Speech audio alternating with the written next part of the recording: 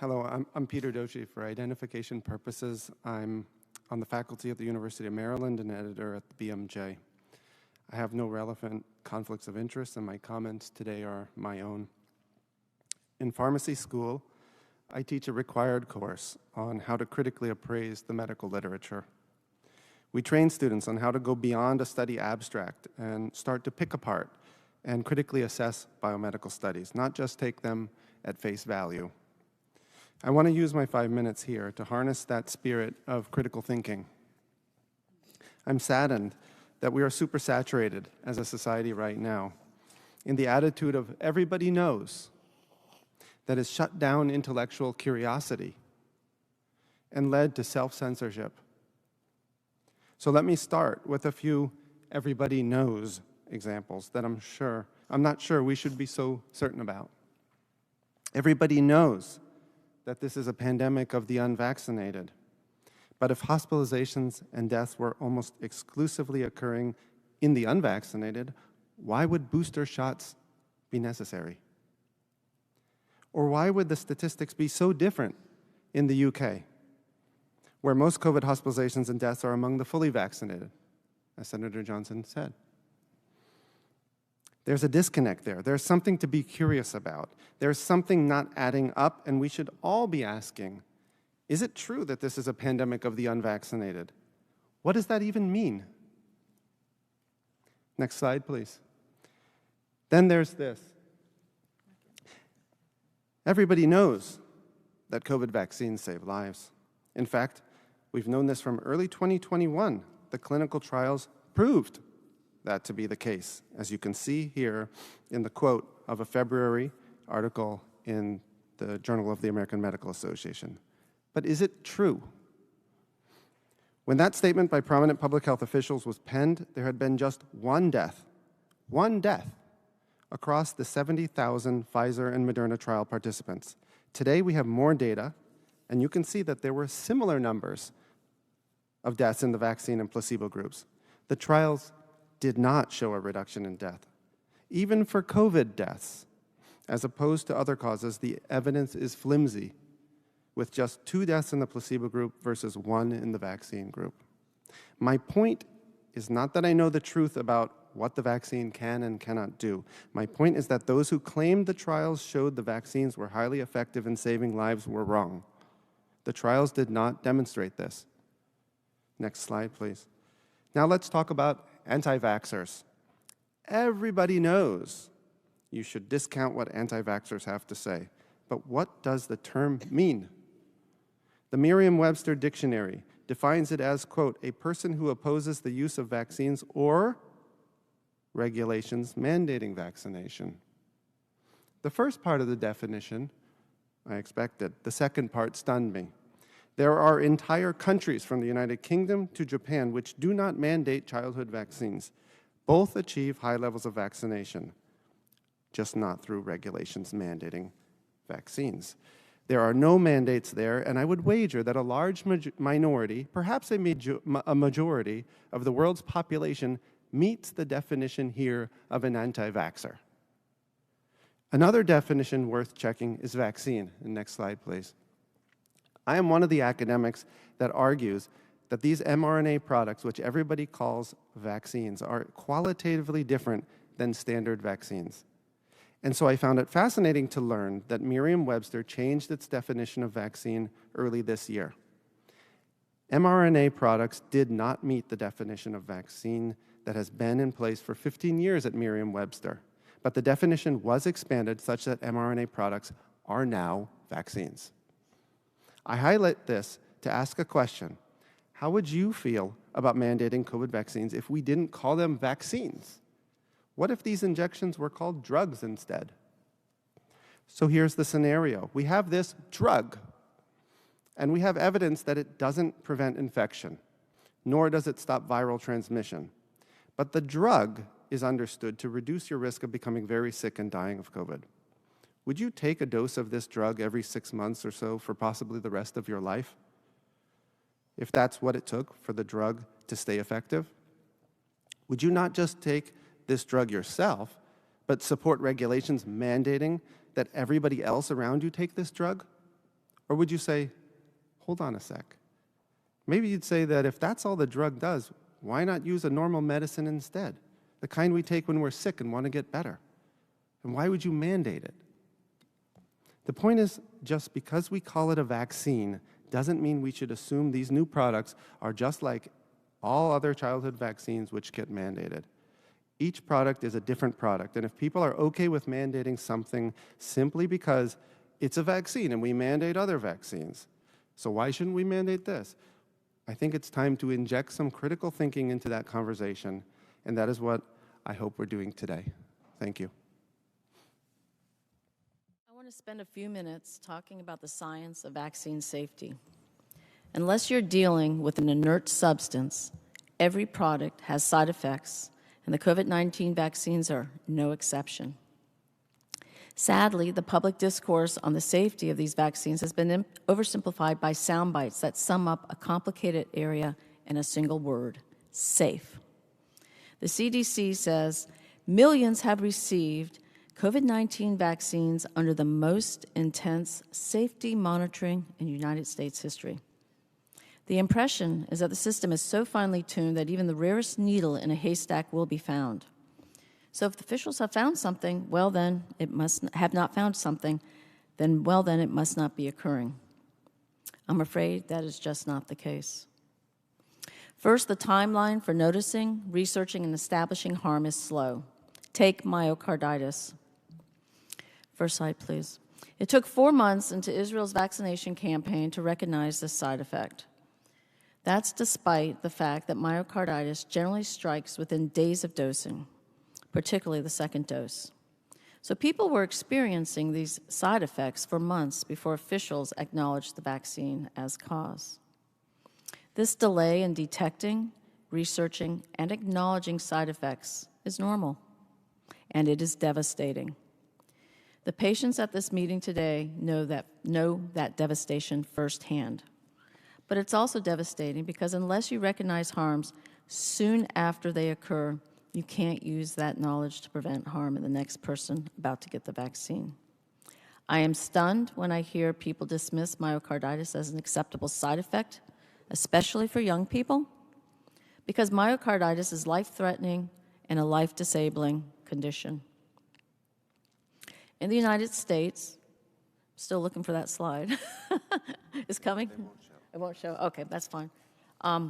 In the United States, 10,304 myocarditis reports have been logged in VAERS. Of these, more than 20% occurred in those aged 12 to 32. If you contend myocarditis risk is not serious, consider this. VAERS underreporting is a serious issue, with estimates that only 1 to 10% of all serious vaccine adverse events that occur are actually reported. And consider this. We have moved on to boosters despite data suggesting myocarditis risk increases as dose increase.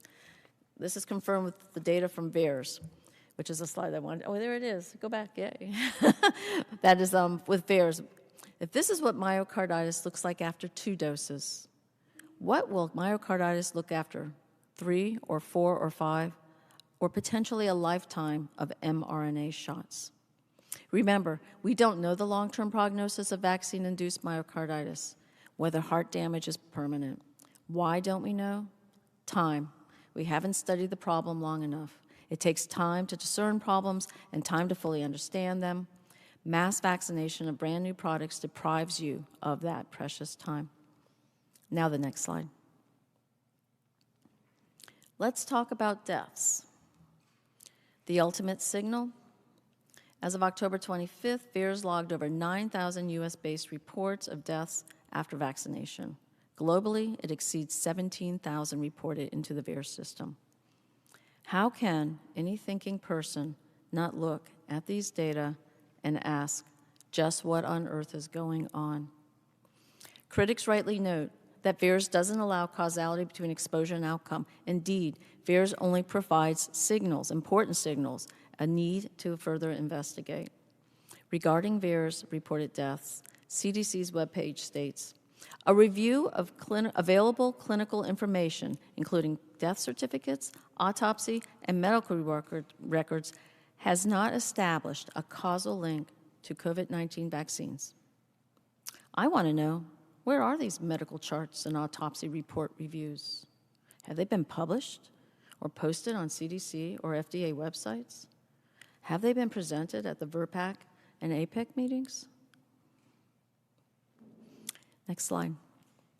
Indeed, formal request to CDC for information on follow-up of serious virus events confirmed the lack of procedure to collect autopsy, medical records, or death certificate data, or any other data related to deaths reported in VAERS.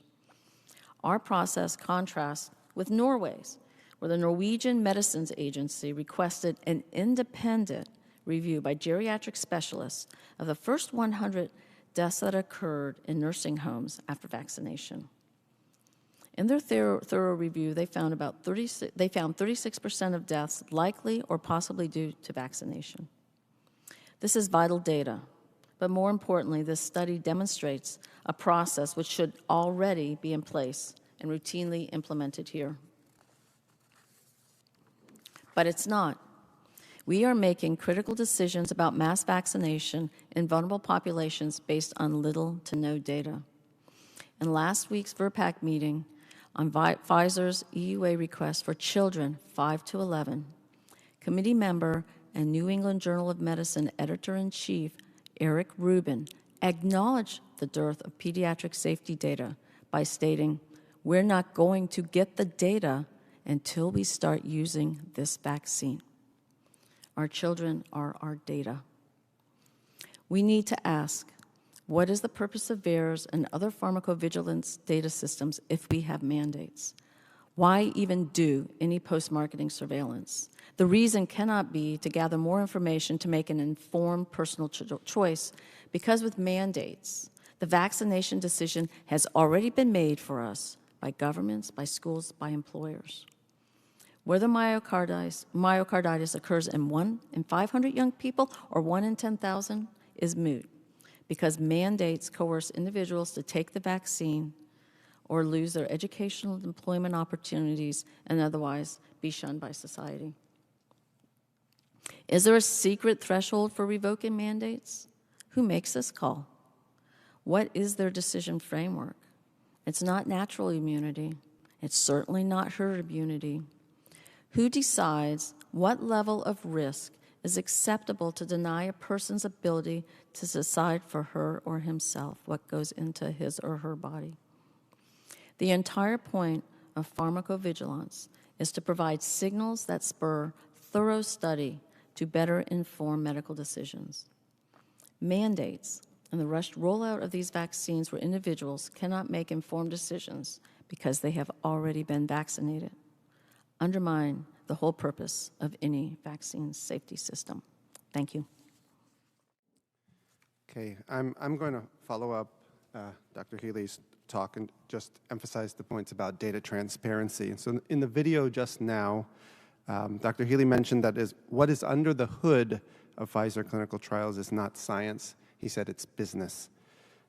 I've been reviewing industry-sponsored clinical trials for over a decade, and I tend to agree with Dr. Healy that business and marketing often seems to be in the driver's seat.